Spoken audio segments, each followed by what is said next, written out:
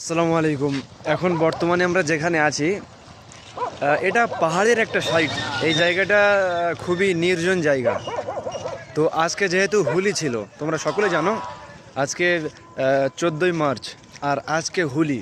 হ্যাঁ, তো এখানে একটা গেট করে দিয়েছে। গেটটা কেন করেছে বলি আমি তোমাদের। এখানে গেট করেছে এজন্য যে যারা সিঙ্গেল আছে একা কেউ ঢুকতে পারবে না এর মধ্যে।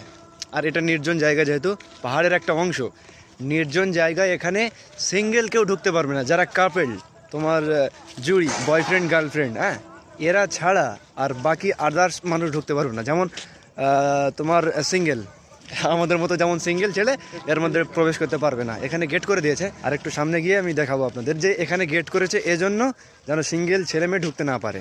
হ্যাঁ, যারা কাপেল, যারা বয়ফ্রেন্ড গার্লফ্রেন্ড, তারা শুধু ঢুকতে পারবে।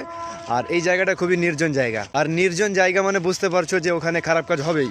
এই যে সামনে গেট এখন চলে এসে, দেখো আমি দেখাচ্ছি আপনাদের। এই যে গেট। হ্যাঁ, আর আর ওই দিকে আরও একটা গেট ছিল। দুটো গেট করা হয়েছে যেন সিঙ্গেল কেউ ঢুকতে না পারে। রাতে আমি এখন যাচ্ছি এখানে বসে গল্প করার জন্য, কারণ ভাল লাগছিল না, সেজন্য এখানে এসছি একটু বসে গল্প করতে। আমার একটা বন্ধু আছে পাশে, এর সঙ্গে এসেছি গল্প করতে, কারণ এখন পুরো ফাঁকা।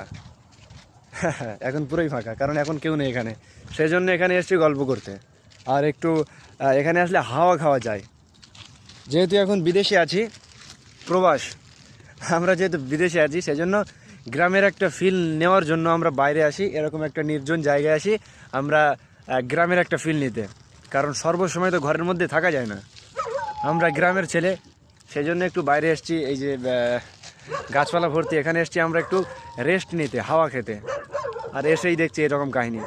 ওখানে লেখা ছিল অনেক কিছু, তো পড়ে যেটা বুঝতে পারলাম আর শুনে যেটা বুঝতে পারলাম যে এই বিষয়ে। ভালো থাকবেন, সুস্থ থাকবেন, আল্লাহ হাফেজ। আর নিজের খেয়াল রাখবেন।